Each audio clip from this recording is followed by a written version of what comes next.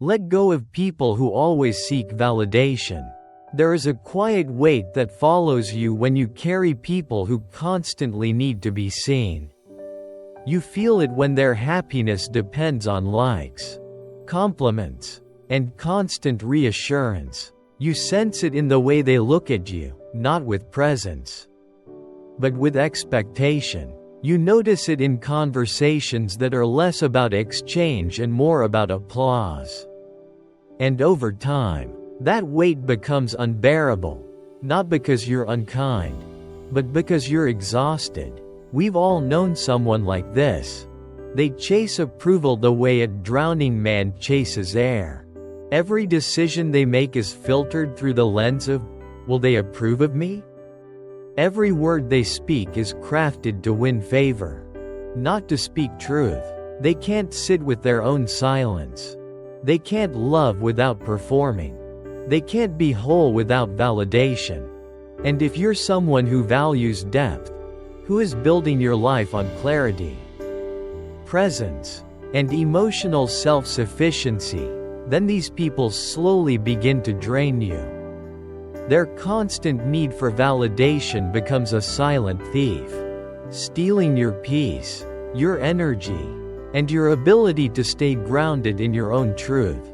At first, you might try to help. You might think, if I love them enough, they'll stop needing it from the world. But love is not a substitute for self-worth. No matter how much you pour in, it spills through the cracks they refuse to seal. You'll become their mirror, their counselor, their emotional oxygen, but never their equal. Because they don't want to stand beside you, they want to be seen through you. This kind of dynamic is dangerous, not in loud, obvious ways, but in slow, corrosive ones. The need for constant validation often hides beneath charm. It looks like humility but is driven by insecurity. It wears the costume of connection but is fed by fear. And when you engage with it for too long, you forget what real connection is supposed to feel like. You begin to confuse emotional dependency with love, attention with care, praise with value. The truth is this: people who are addicted to validation are not bad people. They are, more often than not, wounded people. Somewhere along the way, they learned that being themselves wasn't enough. Maybe they had parents who only offered praise when they performed. Maybe they were taught that success, beauty, or external validation were the only currencies of worth. And now, as adults, they are still trying to earn what they were always worthy of. But your compassion does not mean you must carry them. This is where we must confront a hard truth that Stoic philosophy often reminds us of. We are responsible for our own minds, not the minds of others. Marcus Aurelius once wrote, "You have power over your mind, not outside events. Realize this, and you will find strength." People who chronically seek validation are trying to control the outside world so they don't have to face the emptiness within. But the moment you become their validator, you're no longer living in your own world, you've entered theirs. You will find yourself censoring your truth to avoid hurting them. You'll feel guilt for setting boundaries. You'll hesitate to shine because your light threatens their insecurities. And that's no way to live. Letting go doesn't mean abandoning people. It means refusing to play a role in someone else's illusion. It means recognizing that some people do not want healing, they want attention. Some don't want growth, they want comfort.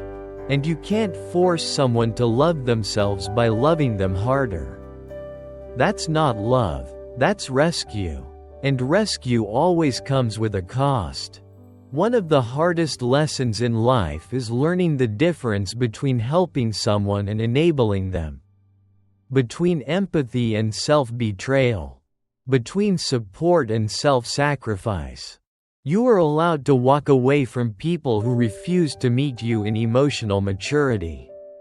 You are allowed to let go of people who drain you with their constant need for affirmation. And you are allowed to choose peace over pleasing. What we often forget is that our energy is a limited resource. If you spend your emotional capital trying to prop up others who won't stand on their own, you'll eventually bankrupt yourself. And when you're drained, you're no good to anyone, not to your purpose, your peace, or the people who do love you in healthy, mutual ways. So how do you let go? First, you get radically honest with yourself.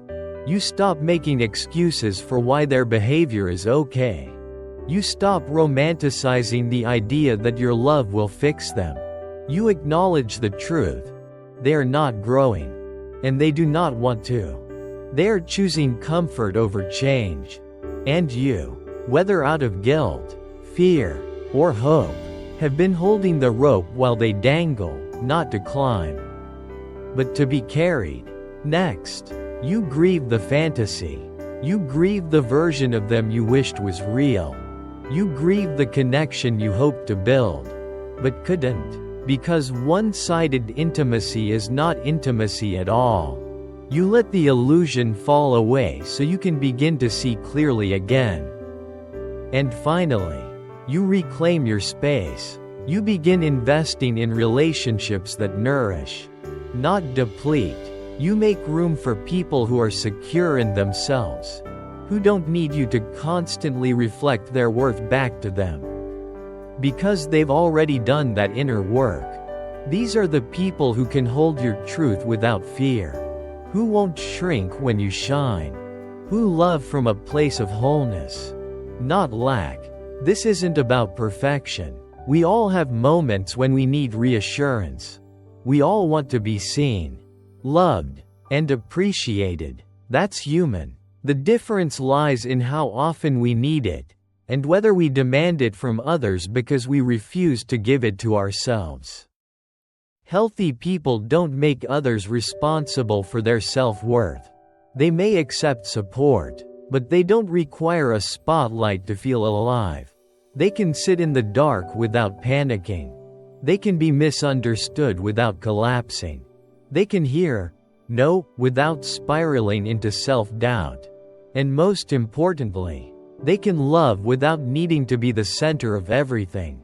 You deserve relationships that feel calm, not chaotic. You deserve conversations that are mutual, not one-sided performances. You deserve to be surrounded by people who affirm your growth, not resent it. And sometimes, in order to protect that, you must lovingly, but firmly, let go. It might feel cold, it might feel cruel, but it's neither. It's clarity, it's courage, it's choosing to honor the life you're trying to build, one rooted in peace, depth, and emotional sovereignty.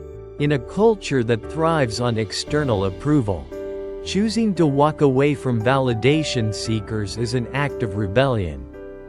It's saying, I will not be a mirror for your emptiness. I will not sacrifice my soul to prop up your self-image.